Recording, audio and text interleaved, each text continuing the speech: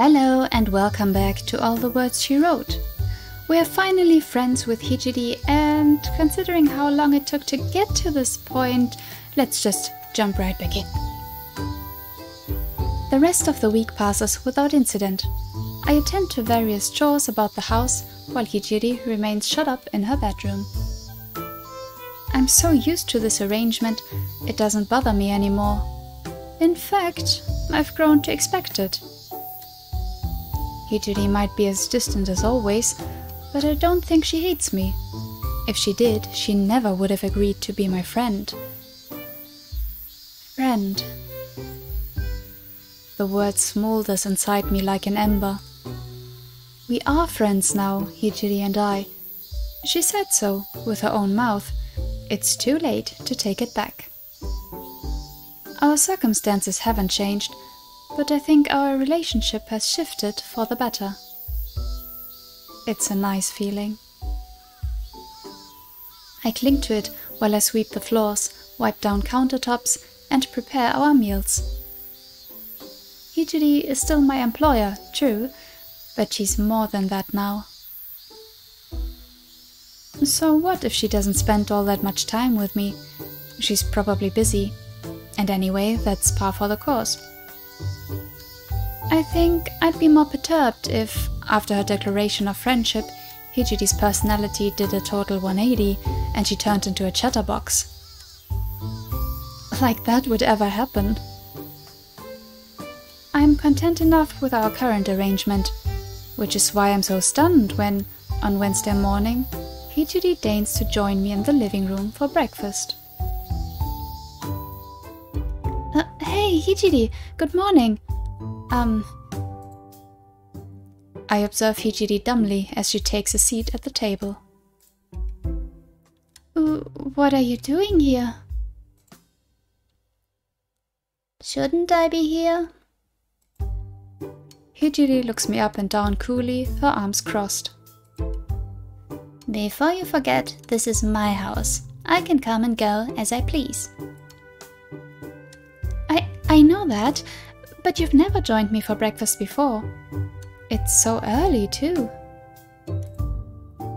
It's already 9, actually, but for Hijiri, this is almost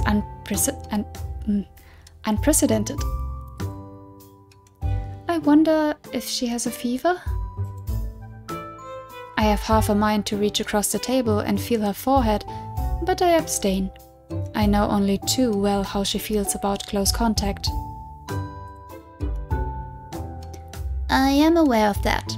I can tell the time, believe it or not. Hijiri's reply is a curt one, which silences the wild thoughts running through my head.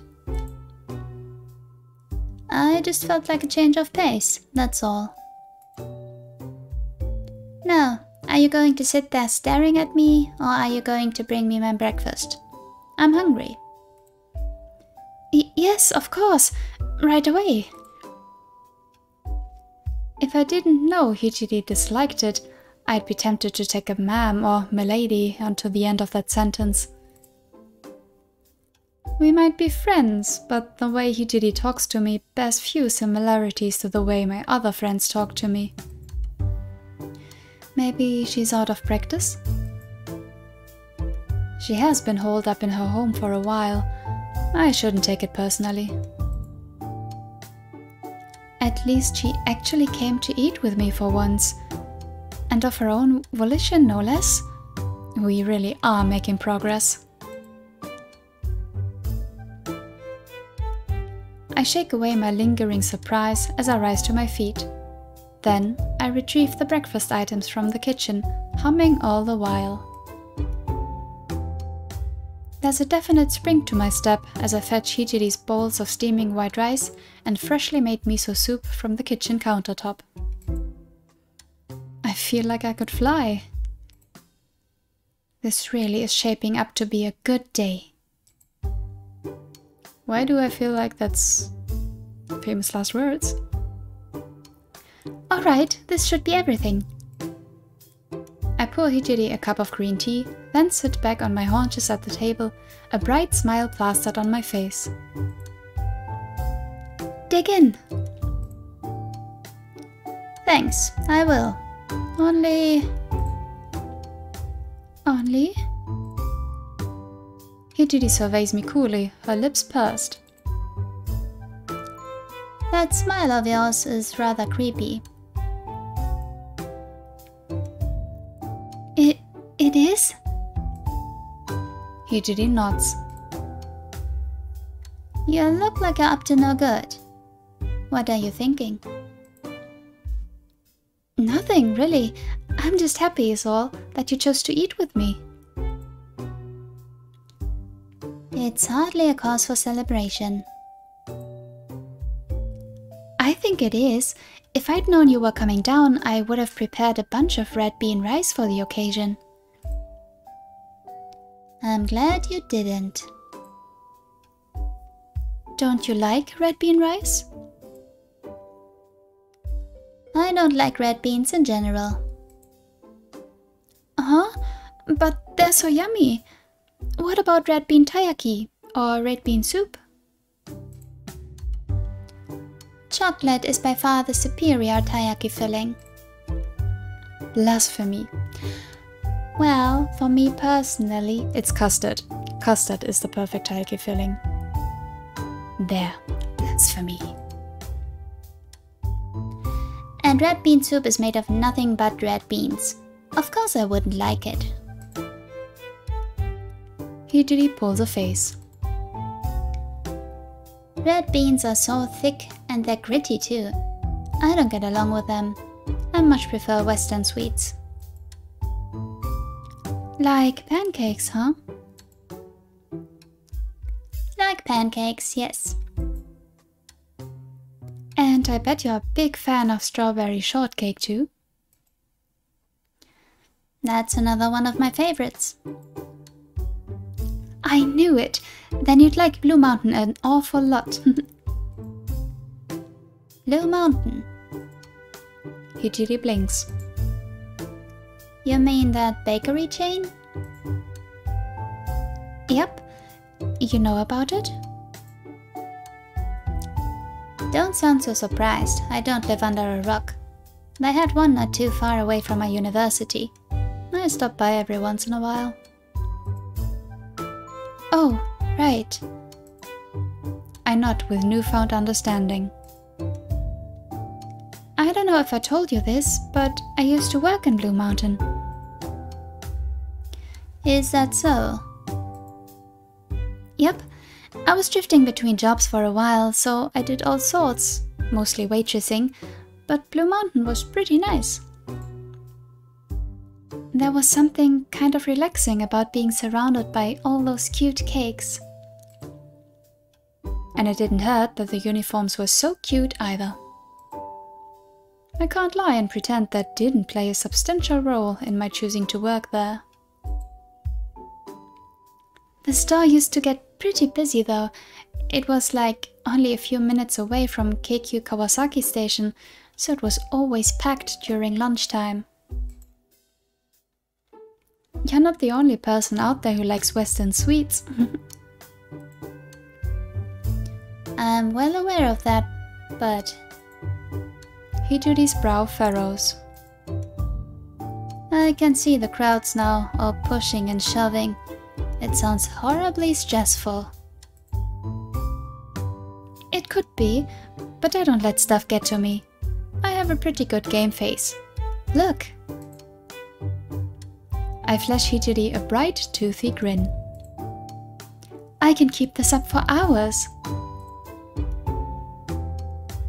Doesn't it make your jaw hurt? A little, I guess.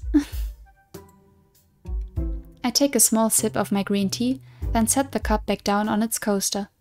Steam rises from the cup and curls through the air, faint and wispy, like incense. Well, that's in the past now. I'm not stuck working customer service jobs anymore. Right now, I only have one customer to please, and she's sitting right in front of me. That's much more manageable than appeasing hundreds of businessmen. Even if you can be kind of snippy. So, what do you think of the food? It's kind of simple, but is it good?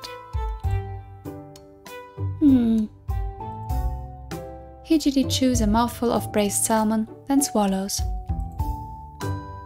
She doesn't smile, but her voice is light when next she replies. It is rather good, yes.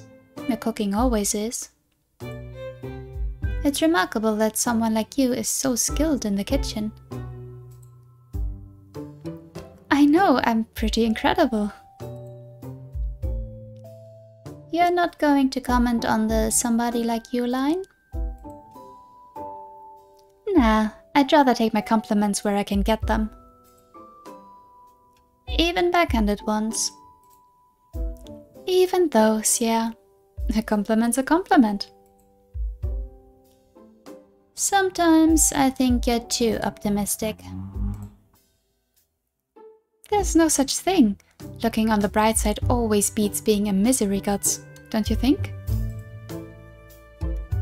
Well, maybe. Hijiri agrees after a small pause. I don't know if I have it in me to be quite so aggressively cheery though. That's fine. You're an author. Don't they say all good artists have to be a little bit tortured? That's a cliché.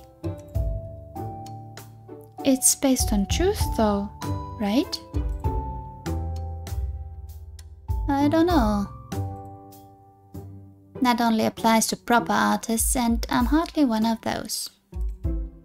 Yes, you are. You wrote Elf Forest. I did indeed, but that only proves my point. Elf Forest is hardly a great work of art. It's not even a mediocre work of art. It's pure fluff. But no, even that is too complimentary. It's garbage. Oh, come on, Hijiri. I pout. If we weren't kneeling and this table weren't so shallow, I'd be tempted to kick her beneath it. You're being way too hard on yourself. Elf Forest is good, like I keep telling you. If it wasn't, nobody'd be waiting Volume 9's release so eagerly. People want a lot of things. That doesn't mean these things are necessarily good for them. Like pancakes? No, not like pancakes. They are good, period. Pancakes have much more worth than any volume of Elf Forest. They're also unhealthy. Something that tastes that delicious can't be unhealthy. I think nutritionists across the country would disagree with you there. They can disagree all they want, but they're still wrong. Jeez, you're stubborn. That's how a lot of people feel about Elf Forest though, you know. Maybe it's not like the pinnacle of literature. I don't really read books, so I couldn't tell you what that might be, but that doesn't mean it has no value. It's still a bunch of fun. I would hope some people find it fun. I certainly don't have fun writing it. You have mentioned, yeah. A brief silence descends between us, broken by the scraping of chopsticks. I eat my white rice and braised salmon and slurp my miso soup thoughtfully. I wonder how Volume 9 of Elf Forest is coming along. Talking about Elf Forest always puts a bit of a damper on my conversations with Hijiri, but as a longtime fan of Elf Forest, I can't help but be curious. I only hope Hijiri can forgive me for my invasiveness. So, Hijiri... I set my chopsticks down and survey her from across the tabletop. What's going on? Did Elf Forest's 9th volume get approved yet? Not just yet. Do you need to make some changes? Hijiri nods. So I took a look through it. She said it was mostly good, but there were a few scenes I could tighten up. I need to make a few edits before it can be released, but I don't have too much work left. This is child's play compared to writing the damn thing. I'm aiming to get it finalized by the end of the week. The rough draft has already been sent to my artist, so she'll spend the next month or so on the illustrations. Ah, I can't wait! I sighed dreamily, both hands clasped together. Will Luluna get a bunch more illustrations in this volume? She deserves it after having, no screen time in volume 8. She's supposed to be the main heroine. She deserves way more love. You'll have to wait and find out, won't you? Hijiri smiles thinly. I swear Hijiri only derives enjoyment from Elforest when she can hold her authorial knowledge of all its plot beats over my head. She's such a meanie. Can't you throw me a bone here? I'm asking you earnestly, as a fan. And I'm telling you seriously, as its author, wait and see. It'll be more exciting that way. But Hijiri, I thought we were friends. We are friends. That's why I don't want to spoil the experience for you. I'm trying to be considerate. That's a true friend, really. I hate spoilers, so I'm taking Hijiri's side here. Yeah. I think you just want to watch me squirm. I confess it is quite amusing. Ha! I knew it! I glare at Hijiri, but my self-righteous indignation only lasts a few moments. A few moments, jeez. When I think about it clearly, she's right. It probably will be more fun to go into Volume 9 blind, without any preconceptions. I'll remain hopeful for now that Luluna gets a big role, and a bunch of new art to go with it. When will she confess to Itsuki already? I just want to see them get together. So, will Volume 9 be coming out soon? I think the plan is to release it at the end of September, before the anime starts airing. There's a couple of months to go yet. A couple of months? I groan. It's even worse than I thought. I know a lot goes into publishing books, even slender volumes like light novels, but waiting 2 more months for Volume 9 will be torturous, especially when I know the bulk of it has already been written. If I wanted, I could probably sneak into Hijiri's room and try to guess the password on her laptop. But if I did something that underhanded, she'd probably rescind her earlier offer of friendship. I'll have to behave myself for now. Seriously though, waiting for Volume 9 will be a huge drag. Oh well, it's been 7 months already. I can wait a little bit longer. Now I have a more or less concrete release date to wait for. Good luck with your rewrites, Hijiri. I hope it goes well. For whose sake exactly? Mine or yours? A bit of both? Goodness. Hijiri sighs. You're so transparent, Mayo. Is that a bad thing? Not really. I don't think I'd be able to get along with anybody as cagey as I am. I must be insufferable. I thought I was supposed to be insufferable. You are, in a different way. Hijiri finishes the last bite of her breakfast, which she washes down with a sip of green tea. She lets it sit on her tongue for a while before swallowing. Then she smiles. Thank you for your words of encouragement. In any case, I'll do my best. Now, she glances at the clock on the wall. I suppose it's time to start correcting.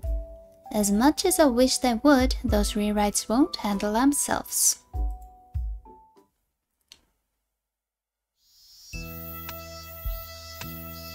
I leave Hijiri to her devices for the rest of the day, not wanting to bother her.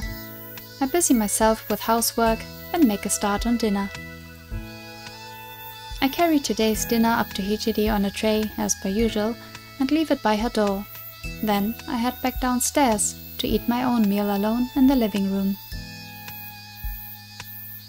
After eating my food, I leave the dirty dishes in the sink to soak and head back upstairs to collect Hijiri's used tableware from outside her door. I try to muffle my footsteps so as to avoid interrupting Hijiri while at work, but I'm not covered enough. I'm bending to retrieve the tray, which is lying more or less where I left it, when I hear the sound of shuffling. Is that you, Mayo? The door slides open to reveal a slice of Hijiri's darkened bedroom, in front of which Hijiri herself stands, clad, as always, in her baggy tracksuit. Oh! I didn't expect to be granted so sudden an audience with Hijiri, and I jump. The crockery on the tray in my hands jumps too, the plates and glasses clinking. Abashed, I stand sans the tray. I don't trust myself to pick it up, not now, and look curiously at Hijiri. Did I disturb you? No, you didn't. I have a question for you, in actual fact. What sort of question? Is it about today's dinner? Was there something about it you disliked? I'm not overly fond of green peppers, it's true. I glance at the tray kicked into the corner and, true enough, there's a bunch of uneaten green peppers resting on one of the plates. I can't help but sigh when I see it. That's such a childish hang-up. I mean, if you don't like it, you don't like it, and green peppers aren't right. If my mother could see all the veggies Hijiri's wasted, I'm sure she'd be very disappointed. But the issue isn't so pressing that I'd scold you for it. Well, that's a relief. I wouldn't want to get into a fight about green peppers of all things. I was wondering, Hijiri glances away, her expression one of unusual, uncharacteristic shyness. Do you want to come inside for a bit? Do you mind? If I minded, I wouldn't offer. I figured as much, but why the change of heart? I thought you liked your privacy. I do, yes, but it seems foolish to insist upon such things when we live under the same roof. We are friends now, of a kind, so I think I should try to get more comfortable in your company. Moreover, Hijiri's voice trails away, and, awkwardly, she begins to toy with the sleeves of her tracksuit. I found, to my surprise, that I don't dislike talking to you. It can be quite relaxing in its own way. Are you saying you're not relaxed? I'm more relaxed than I was when I had my elf forest obligations to work on. I still have some work to do on it, though. I thought speaking with you might recharge my batteries. Ah, I see. I think I get it now. Hijiri's vying for my company as a means of procrastination, not that I can really blame her. She's been shut up in her room since this morning, It makes sense that she'd want a bit of a breather. I guess I can come in then, if you want some company. Don't misunderstand. It's not like I want you to talk to me. I'm not that desperate. You can decline if you wish, if you're not in the mood. I know my room isn't conducive to feeling cheerful, what with all the... Hijiri glances over her shoulder at the clothes and empty packages strewn across her floor. She might be a writer, and a very talented one at that, but it seems words fail even her when it comes to her mess of a room. That's kind of cute. Maybe I should lend a helping hand? Junk, garbage, trash. Detritus would be a neater way of terming it, but you're not mistaken. Hijiri sighs.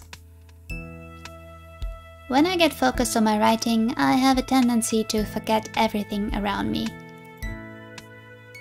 And when you're not writing? I feel too tired to even think about tidying up. It's no wonder Saya was so worried about you. We'll have to do something about your room at some point. Heck, you could detonate a bomb in it, and I don't think it'd look much messier than it does already. There's a reason, I thought, when I first saw the state of Hijiri's room, it had been ransacked by robbers. I think you've got enough to worry about now, though, what with all your corrections. I can mark it out later. I wish you wouldn't say that. I'm a human, not a horse. And I think you're just as messy as a horse, if not worse. A horse is that messy? Huh. I grin. My mother would definitely faint if she saw your room, but luckily for you, I'm not her. I can put up with a mess. Then you have no reason to complain about it, do you? Hijiri stands back, admitting me entrance to her disaster zone of a bedroom. I step inside, wide-eyed, and glance around. Hijiri's room is just as messy as I remember it being, if not more. It's dim and dingy, the curtains drawn, illuminated by nothing save a lamp on her bedside table. It's pretty dismal, but that might be a good thing.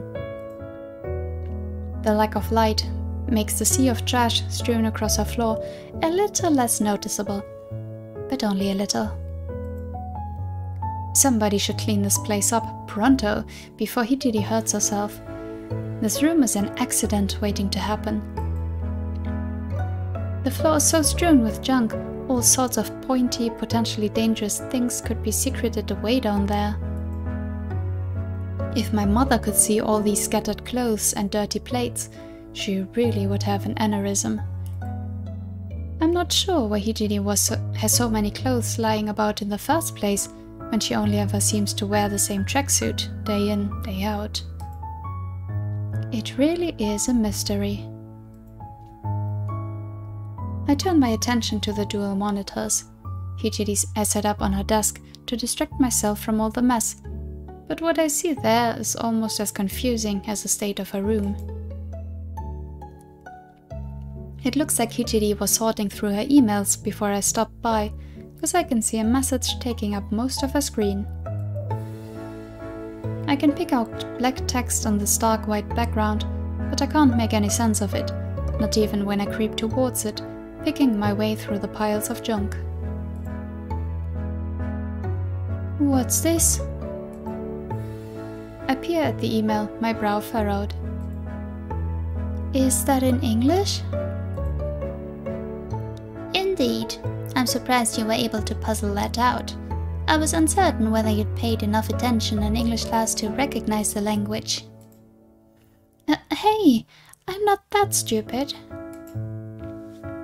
I can at least identify the alphabet. I squint at the email. Try as I might, I can't tease any meaning from it other than a few of the most basic words. and but and then. Why is she reading her emails anyway? I mean, even whatever it would be, even if it wasn't English, if it was whatever. If you're invited into a room, it doesn't mean you can look at everything that's in there. I don't know, it would peeve me.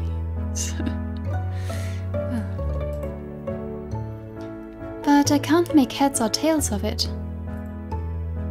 It's a long email, by the looks of the things, and it seems to contain some pretty complex language. Some of these words go on for like forever. Is it actually German then? Can you even understand this, Hijiri? Of course I can. Really? Julie. It shouldn't be so very surprising. I am fluent in English after all. No kidding. Why would I kid about such a thing? My father was bilingual. He used to speak to me in English, so, of course, I picked up a few bits and pieces. I took a few classes to hone my skills, et voila. It wasn't so very taxing, though I suppose I had an unfair advantage. Wow, I had no idea. I knew Hijiri was smart, but I never realized she was like bilingual levels of clever. Next to her, I must look like a massive dummy. I don't know how you do it. This looks like super advanced stuff to me. I peer at the email, willing it to unveil onto me its secrets, but it, alas, remains stubbornly obtuse. I'm not the wiser, utterly unenlightened. If only I'd paid more attention in class, maybe I'd have a general idea, at least, about the contents of this mysterious correspondence. Isn't this like super advanced stuff? It's not that advanced, really. These are nothing but the petty day-to-day gripes of a man in a situation similar to mine. So, it's a personal email? Hijiri nods. Is this person a friend of yours?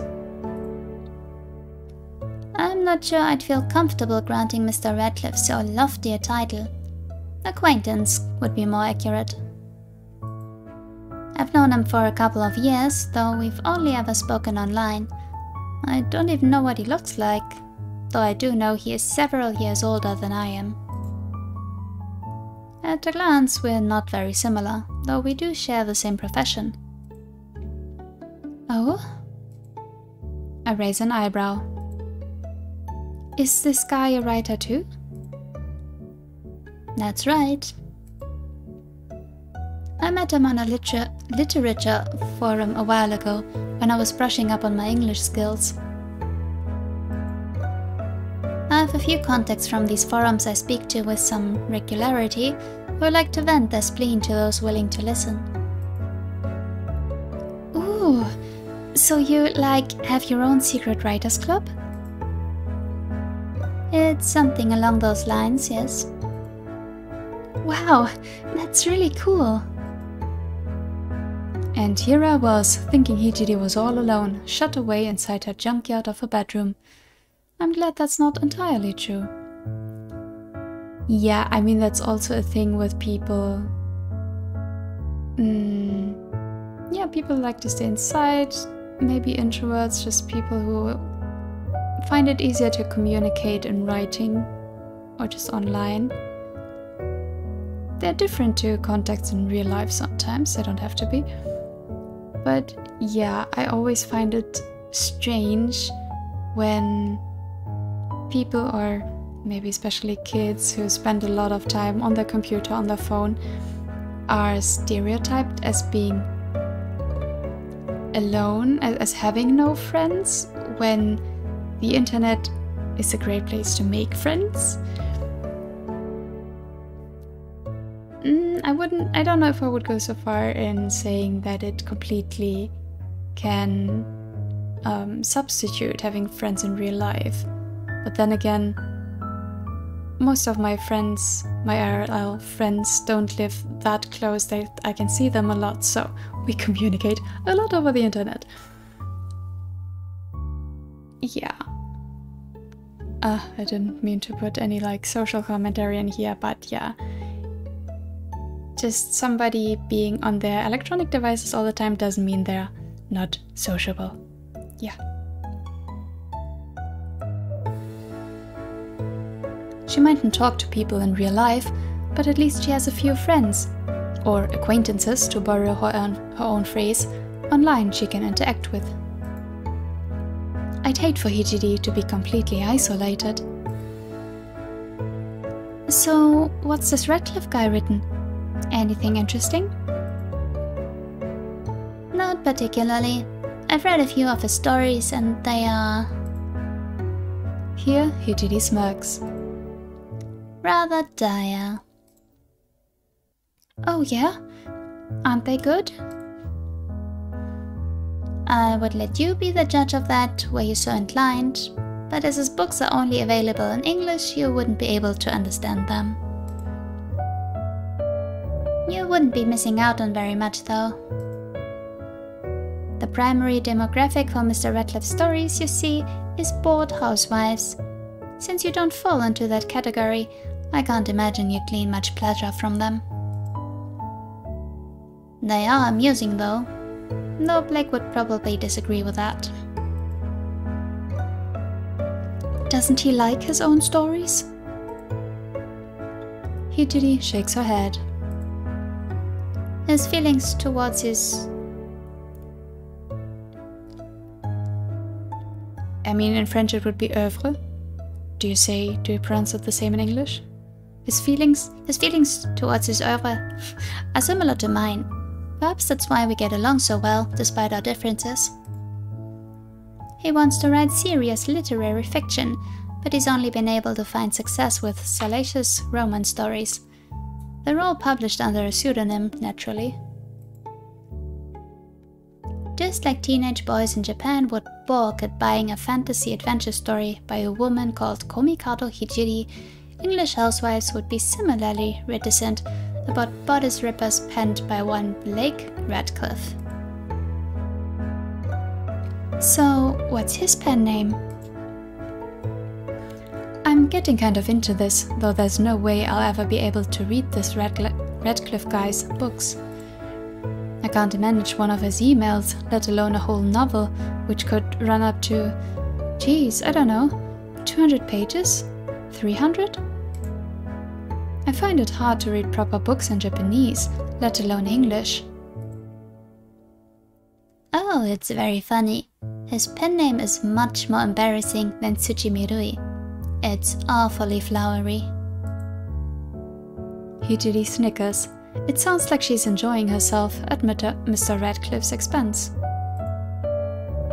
I'd feel sorry for him if I didn't find Hijiri's wicked smile so endearing. His pen name is Sheridan Sleeth, and if you want to know a bit about his most popular works, I'd point you in the direction of classics such as The Pirate's Treasure or The Countess's Secret. And then, of course, there is my personal favorite, The Virgin and the Viscount. Virgin? It takes a few moments for the meaning behind this title to register, but when it does... What? That sounds lewd. It's super lewd. What sort of stories does this guy write anyway? Salacious stories. They're historical romances. At least, that's what they purport to be. I don't think there's anything all that romantic about rakish Victorian rogues tearing at corsets or plunging their hands beneath stays, though. It's all very lurid. I would translate some choice lines from The Virgin and the Viscount for you if I had it to hand, but perhaps that would be a bit too much. I wouldn't want to embarrass you. Hijiri snickers. Mrs. Lee's fans have no such compunctions about these tales, though. I can't get enough of them, to Blake's dismay. He's always complaining about Mrs. Sleeth's popularity. Her success has made him quite miserable. It is quite the sorry state of affairs, really. I do sympathize with Blake in part, but... Hijiri casts her eye over Blake's long, miserable, by the sounds of it, missive, and smirks. Then I remember that he wrote The Virgin and the Viscount, and I don't feel so very bad about my own work. I mean, really, what a title! It leaves so little to the imagination. People criticize the naming conventions of light novels, but that's too much even for me. It's so tacky.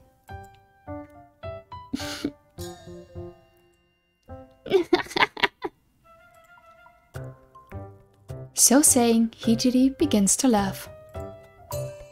She might be laughing at the expense of another, but it does cheer me up to see her looking, and indeed sounding, so jovial. I'm glad Blake's suffering brings her some modicum of joy, though little else seems to. Hijiri might be a bit of a sadist, but... yeah. When I watch her laugh like this, one fact becomes undeniable. She really is cute. Okay then. It's all over. Hijiri announces that Saturday morning after stumbling into the living room. I was surprised when Hijiri peeled herself out of her blankets a few days prior to join me in the living room for breakfast, and that was at 9. It's even earlier today, however. It's around 8 and I've yet to make a start on the morning's meal. I didn't think Hijiri would be up for at least another hour. This is quite the surprise, as is Hijiri's expression. Hijiri's skin looks sickly and there are bags under her eyes. She doesn't walk so much as shuffle to the table, where she flops herself down with all the grace and dignity of a ragdoll. Her tracksuit, which is always a bit rumpled, is more creased than ever, and one of her signature buns is beginning to become unraveled. I'm a bit worried that Hijiri too is unraveling. Is she alright? Her early morning greeting, "It's all over," was more than a little unsettling. That's the sort of thing you'd expect a scientist to say after their poorly conceived creation made of stitched together human carcasses gains sentience and begins to slaughter innocents. Are you alright, Hijiri? You're not sick, are you? Sick with relief, maybe. Relief? I blink. Then, did something good happen? That's better than the nightmarish scenarios I was running through my head.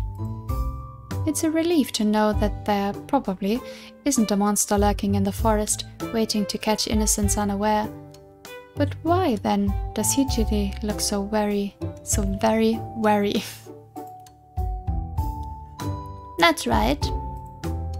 Hijiri assents with a nod. I finally finished my edits for Volume 9 of Elf Forest. Sai accepted my manuscript earlier this morning, and not a moment too soon. If she'd asked me to make any more changes, I think I would have screamed. Now I can relax. I don't need to look at the Word document or even think about one for at least another 2 months. I'm finally free! Oh, so that's what you meant. I nod with newfound understanding, then smile. That really is good news. I'm glad to hear it. Although... Hijiri inclines her head askance. You don't look as excited as I thought you'd be. Aren't you Elf Forest's #1 fan? I am Elf Forest's #1 fan. That's a title I'll take with me to the grave. I want it etched onto my tombstone, even. Yeah, I have a few reservations about that, and so I'm sure with your family. Your future spouse mightn't appreciate such a gesture, though I suppose it would be a funeral. That's right. I adore Elforest with every fiber of my being, and I don't care who knows it. If my future partner can't accept it, then they've no business being my partner.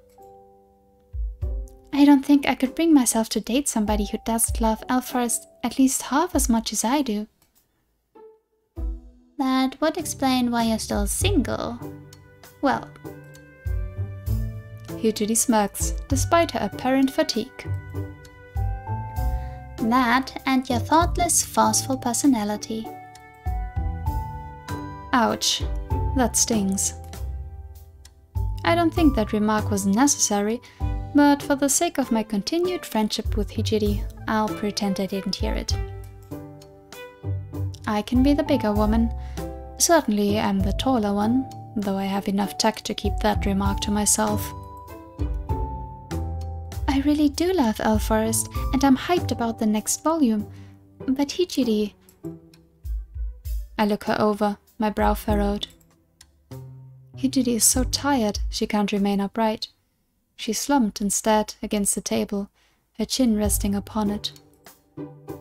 She still looks pretty cute, despite, or maybe because of, her disheveled state, but the bags under her eyes are rather alarming. She's reminding me an awful lot of a panda right now. Make that a particularly diminutive, depressed panda. You didn't push yourself too hard, did you? Maybe a bit. I wanted to finish the edits by the end of the week, so I had to push myself. I didn't get much sleep last night. Define not much. Nada. In Japanese, please? Goodness, aren't you picky? You're almost as bad as Sai. Hijiri rolls her eyes towards the ceiling, then admits in a small, begrudging voice. Nothing. I beg your pardon? I said nothing. I didn't get any sleep last night, not a single wink. I was too busy working. There. Are you happy now? Yes, I mean no. I'm happy you came clean, but I'm not happy you pushed yourself so hard. It's no wonder you look like a little zombie. You shouldn't pull all-nighters, not even for Elforest's sake. It's not worth it. But Mayo, I thought you loved Elforest. I do love Elforest. That's why I don't want its creator to burn herself out. You'll make yourself ill, you know, if you make a habit of this. I feel like we've had this conversation before. Hijiri sighs. You're such a pain, Mayo. I thought you'd be pleased about this. For such a simple person, you're frustratingly hard to understand. Hijiri yawns, her eyes beading with tears. Or maybe I'm just tired? You're definitely tired. I think you need to go to bed. But I haven't had any breakfast yet. I'll whip you up something fast. Then you can get some much-needed shut-eye. But I don't want to eat your cooking. I worked very hard editing Volume 9. I think I deserve a treat.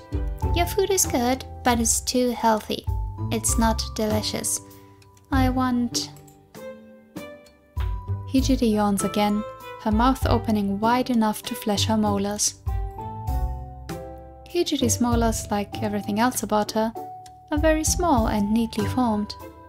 I think they're kind of cute as far as molars go. Okay. Not that teeth are particularly adorable. Now why am I thinking so much weird stuff? I want to eat pancakes. I can make you pancakes if you want. No, that's not good enough. I can't relax in here. I keep thinking about typos and scene rewrites. I want to go to Petit Jardin. I think I'll feel better then. Hijiri might hold this opinion, but I'm somewhat skeptical. She's so tired, she's having real difficulties keeping her eyes open.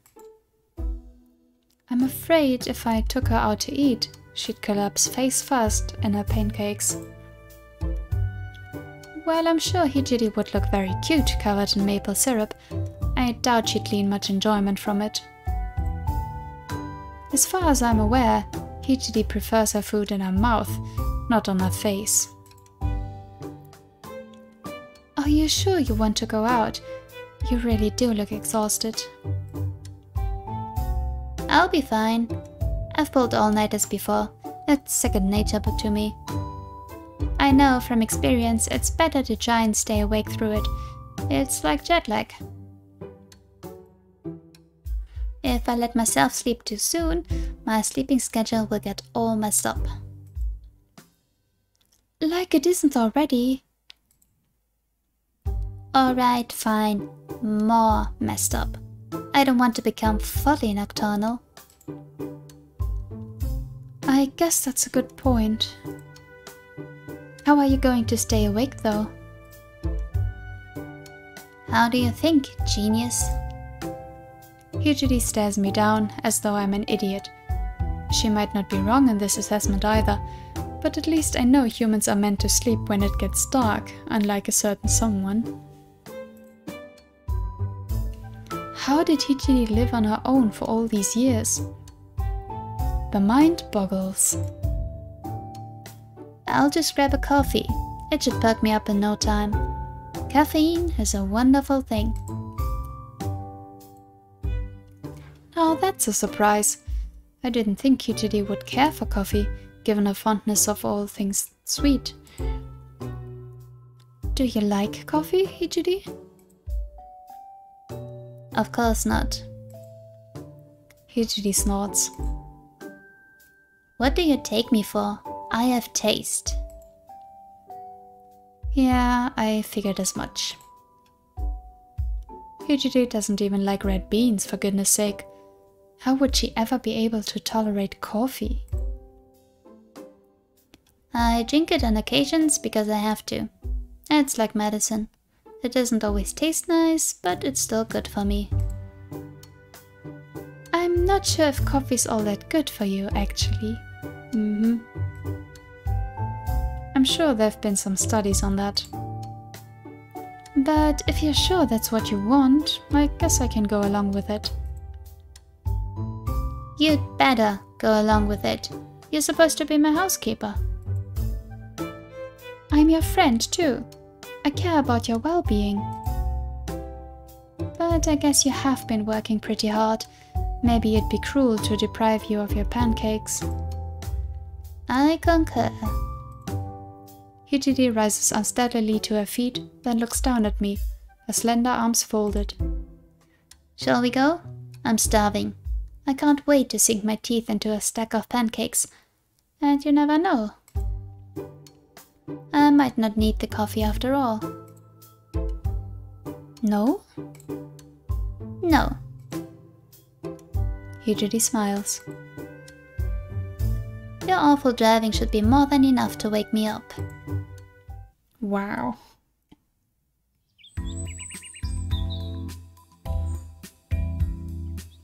I had initially planned, upon arriving in the nearby town, to take Hijiri to Petit Jardin. Why, hello there! Welcome to Amu Cafe. I've not seen you girls around here before. Are you from out of town? Whatever the case, it's always nice to see some new faces. Come in and take a seat. Come. But that isn't what happened. My eye was caught instead by the facade of a homey cafe situated a street away from Petit Jardin. The sign outside the cafe read proudly in large characters, Amu Cafe. I've never heard of the name before, and given how small the cafe is, I doubt it's part of a chain. I think it's an independently owned business. I wonder how long it's been around. I'm not a detective, but based on the dated interior decor, I'd wager it's pretty old. They could have taken over the decor, the interior, from the old owners. Amo Cafe didn't make the best first impression, but something about it drew me in. Whatever this reason may be, I couldn't help but point it out to Hijiri.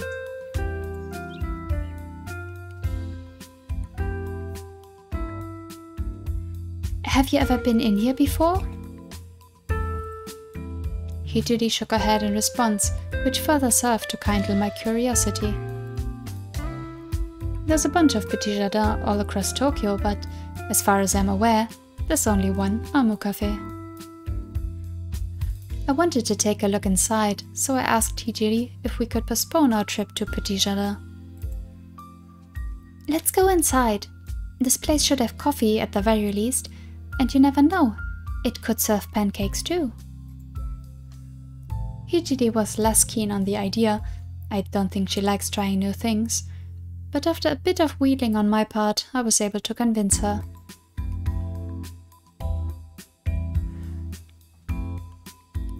Now we're inside Amo Cafe, and geez, the decor is even more dated than I thought it'd be. I got a pretty good look at its interior from the street, but up close I can see how scuffed the wooden floor is and how scratched some of the old tables are. This place must be at least a couple of decades old, and that's being generous.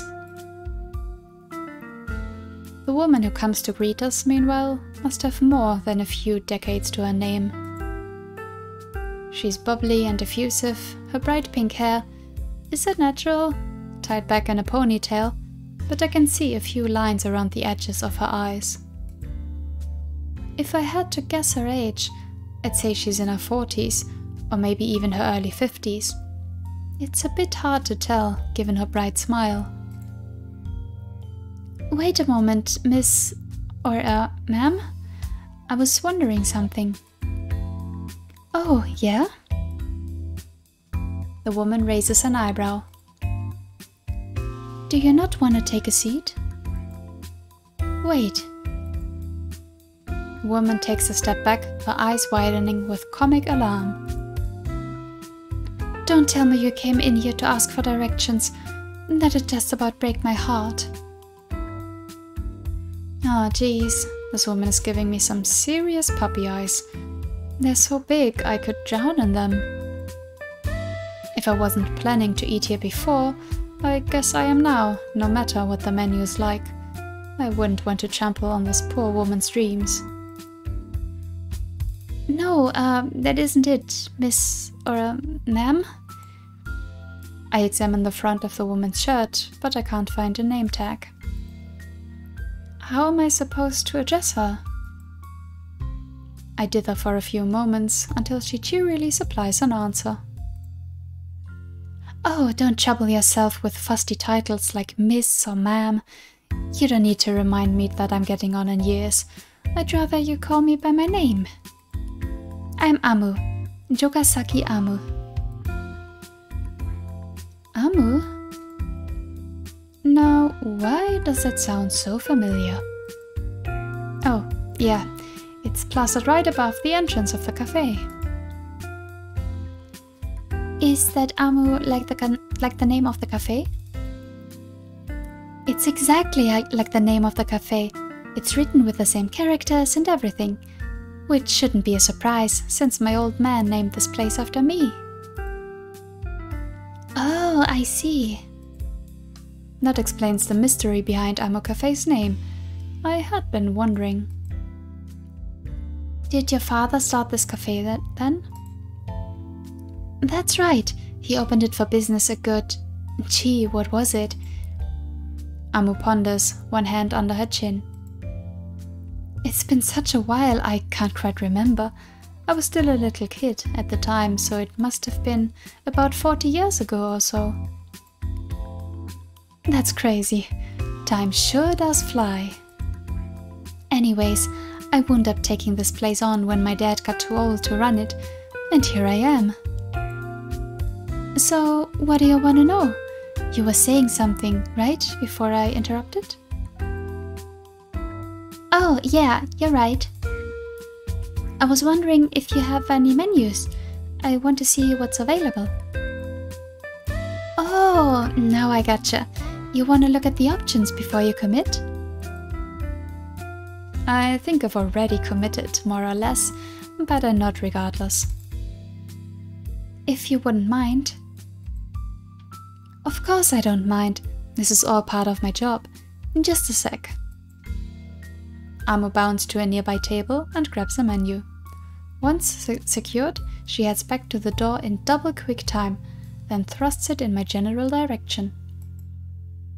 Here you are, madam. One shiny new menu on the house. I'd hoped the menu would be on the house. We haven't ordered anything yet. Not yet, no, but you're planning on it?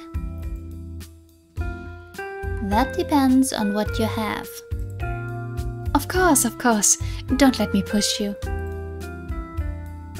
I won't, although... Hijiri frowns.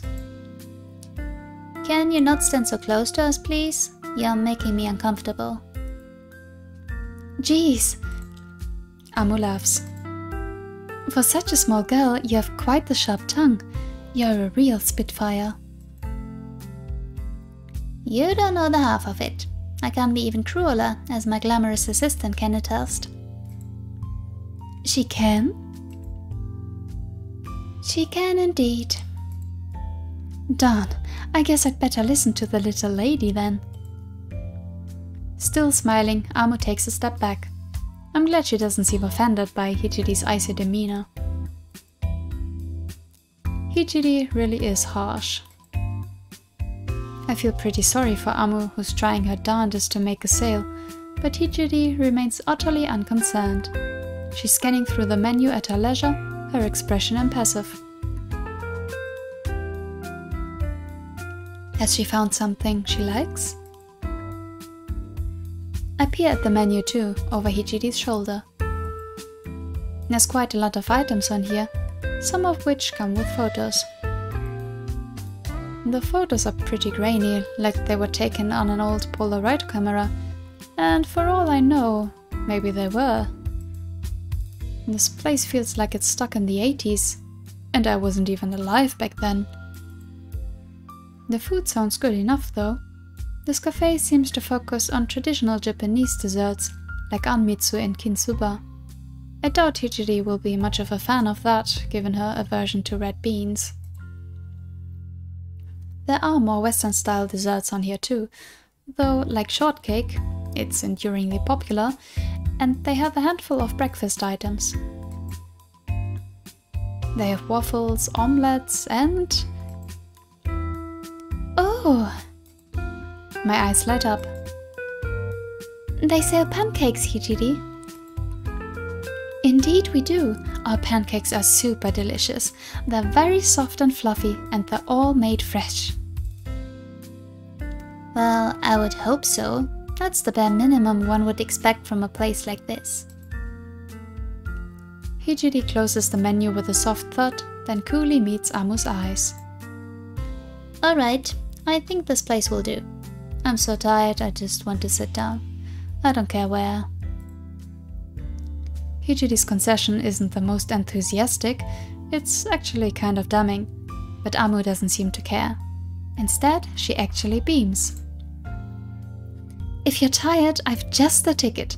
Our coffee will get you back on your feet in no time. That sounds good.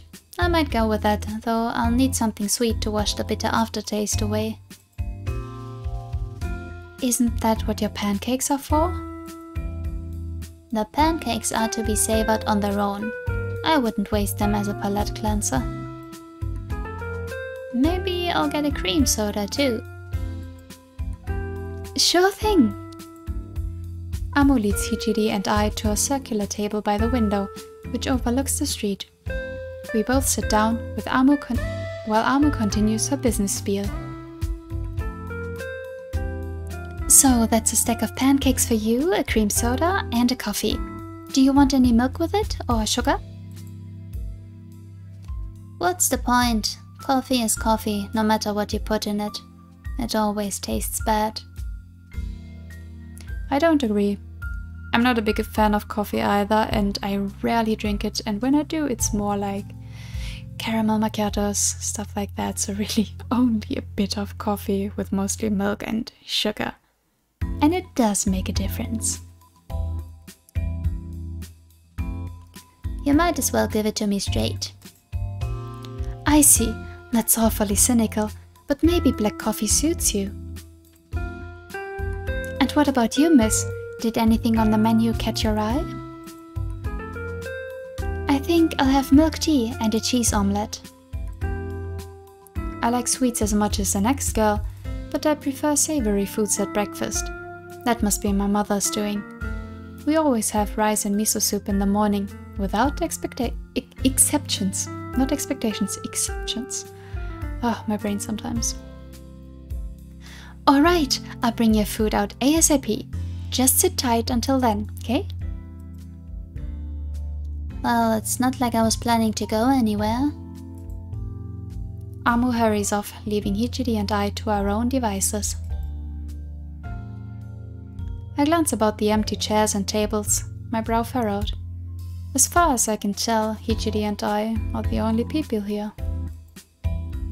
There isn't even a bored teenager behind the counter, whiling away their summer vacation, ready to welcome future customers in Amu's absence.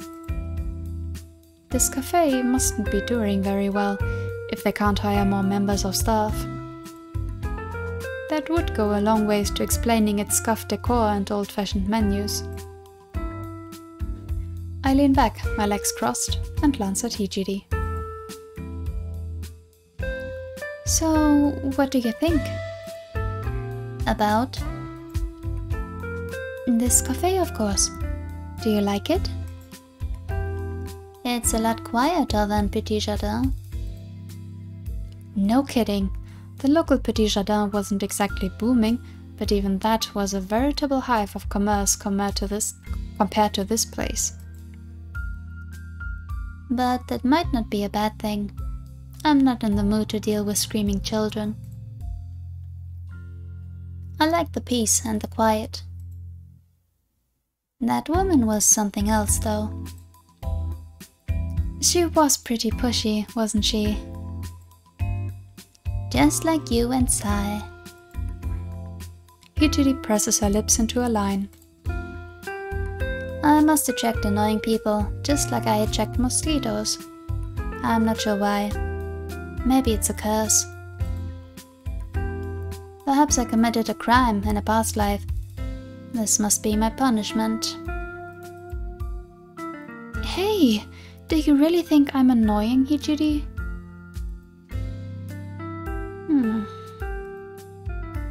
Hijiri glances away, her lips pursed together. I can't say I like her non-reply.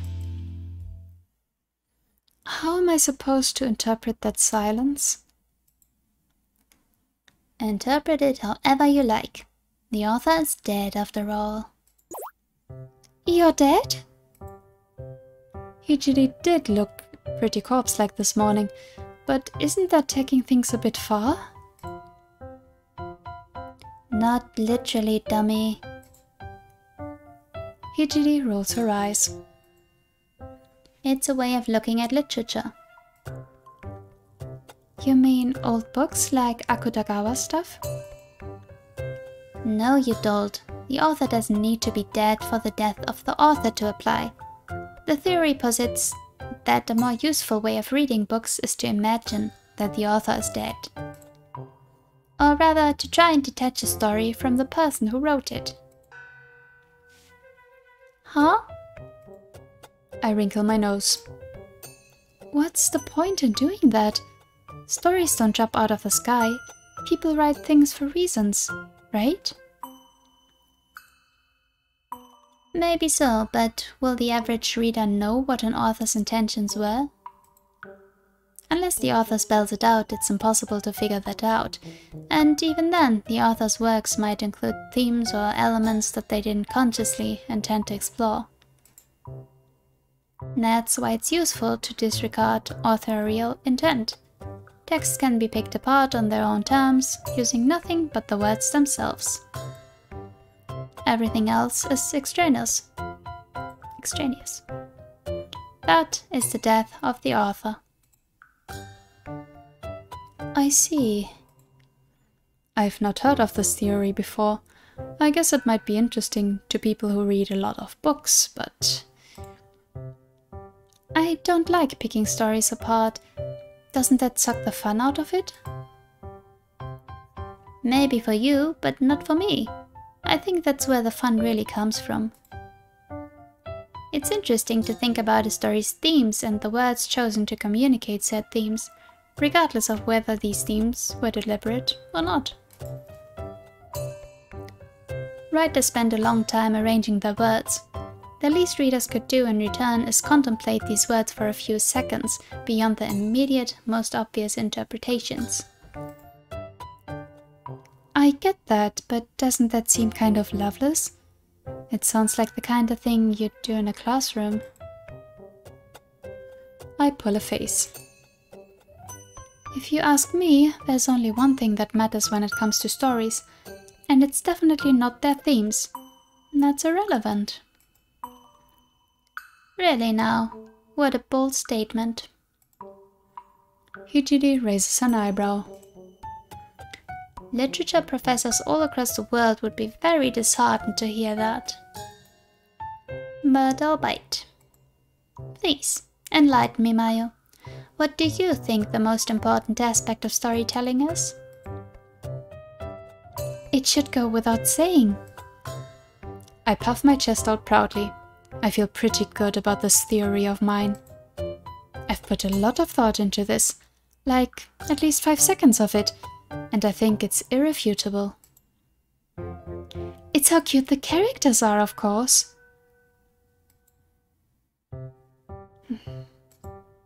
Hijiri doesn't respond. She looks at me, eyes narrowed, her expression even blanker than a snowy field. Maybe she's been stunned into silence by my genius. Stranger things have happened. That's right. I'm starting to warm to my topic. I continue, more animated than before. That's why Elf Forest is so good. It's full to bursting of really, really cute girls. There's Luz and Cornelia and Vita and Astra, and they all have their own charms, sure, but nobody compares to Princess Luluna. Luluna tries to sound serious when she's talking to the king and his courtiers, but in actuality she's very shy and softly spoken. She has no interest in being the queen, and she'd far rather support people from the shadows. She's earnest, considerate and kind, and her character design is incredible. She's adorable. How could I not fall for her? Amazing. Hijiri replies after a brief pause. What is? My love for Princess Luluna? I wasn't referring to that, no, but that's also amazing. It's amazingly shallow. You have absolutely no conception of literary criticism, do you? Nope. Well, at least you're honest. Hijiri sighs. Roland Barthes would be turning in his grave. Who's that? Never mind. This discussion is wasted on you. It is a bit over my head, I'll admit, but I think you look a bit more awake than you did earlier this morning. That's gotta count for something, don't you think? I feel like I've been banging my head against a brick wall for the last 5 minutes. Good! That should keep you wide-eyed and alert. Ugh. Hijiri glowers at me. She's sitting bolt upright in her chair, unmoving, like a bisque doll. She isn't even blinking.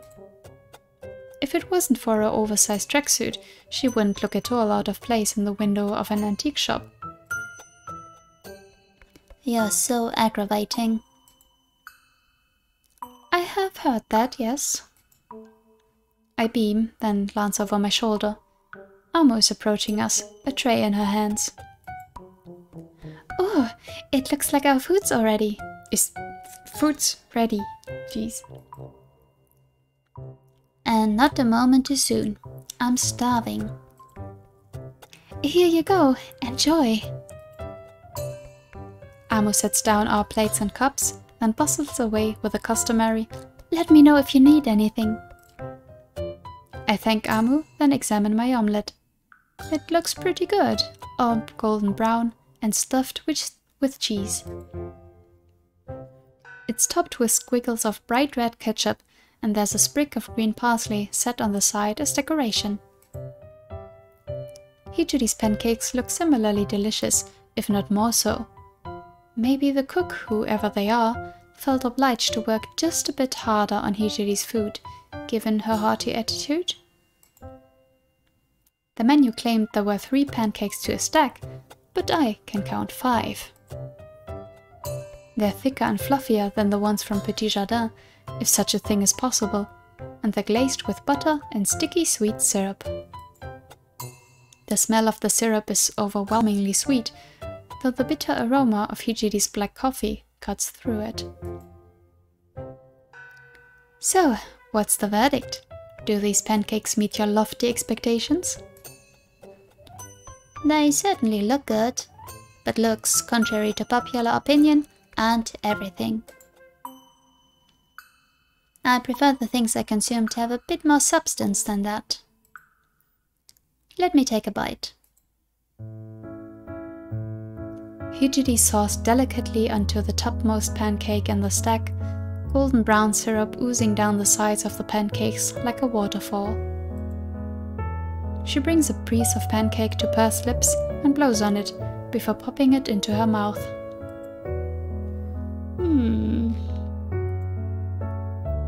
I watch Hijiri as she chews diligently, fingers curled about her fork. I'm getting weirdly invested in this. I just want to see Hijiri smile. So? I lean in expectantly once Hijiri has swallowed the bite-sized morsel of pancake. Do you like it? Hijiri blinks at me slowly, her long eyelashes fluttering.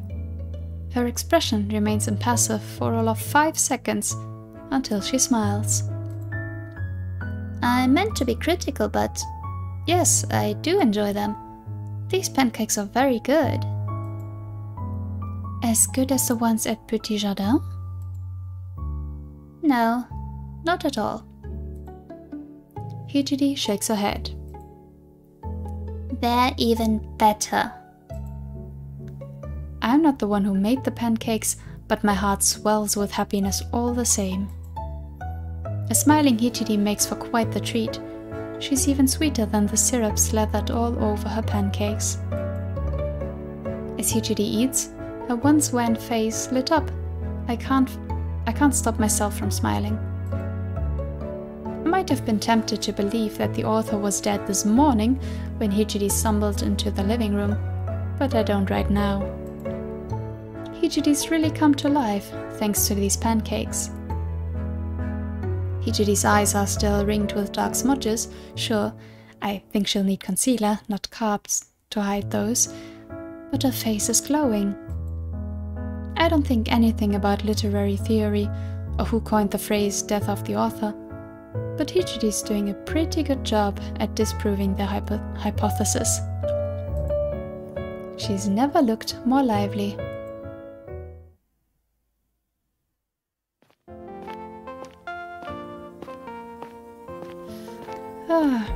I think I'm going to stop here for the day. Not that much has happened, but it's getting late. Yeah. I mean, that's why we're here though, right? To get just this this sweet I don't even have the words, but we just want the sweetness of this, right? That's why we're here for. I hope you're enjoying it. Please leave me some comment below if you do. Do you like pancakes? Do you prefer waffles or omelets? For me, it depends on my mood. But I love pancakes. I really do. Yeah. Let's see if this was enough to make for an even better day. A good start to an even better day or something like that. We'll see. Until next time. Bye bye.